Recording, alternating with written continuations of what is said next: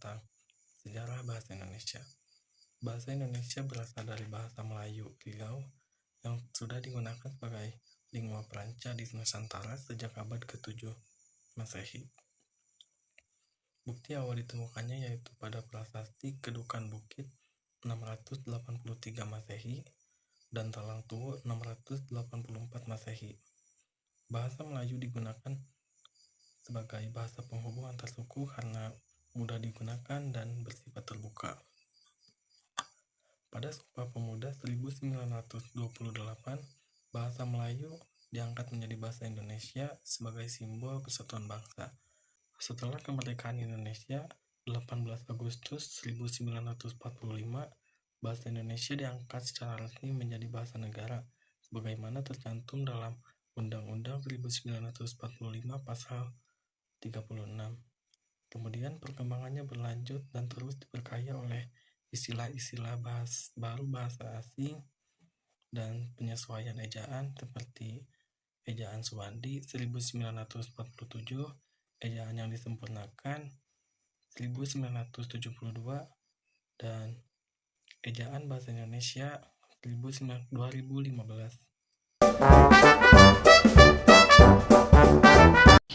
Kedua, kedudukan bahasa Indonesia.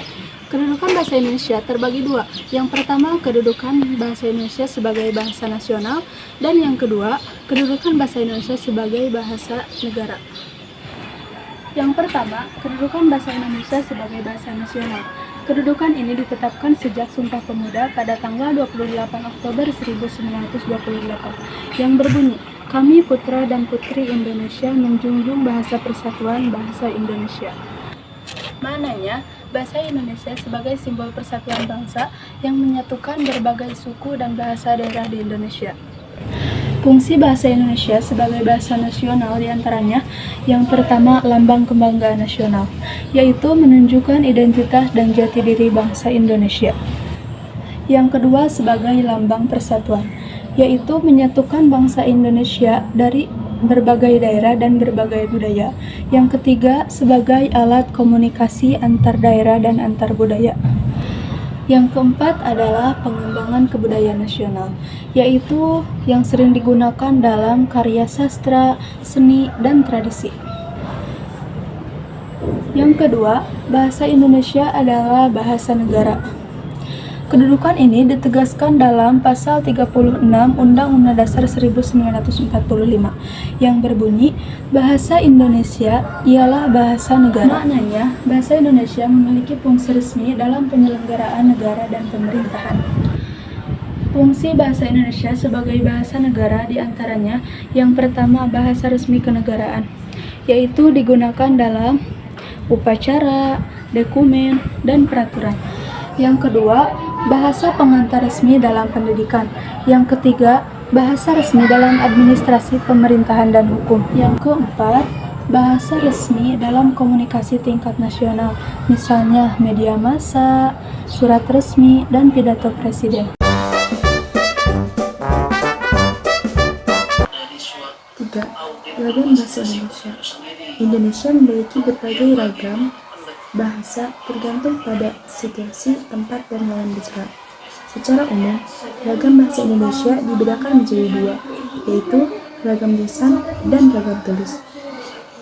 Ragam lisan digunakan dalam komunikasi langsung, seperti berbicara atau berdialog. Ragam tulis digunakan dalam bentuk tulisan, seperti artikel, surat, atau karya ilmiah. Selain itu, ragam bahasa juga dapat dibedakan berdasarkan situasi pemakaian, yaitu ragam resmi digunakan pada situasi formal seperti pidato, surat dinas, atau acara kenegaraan.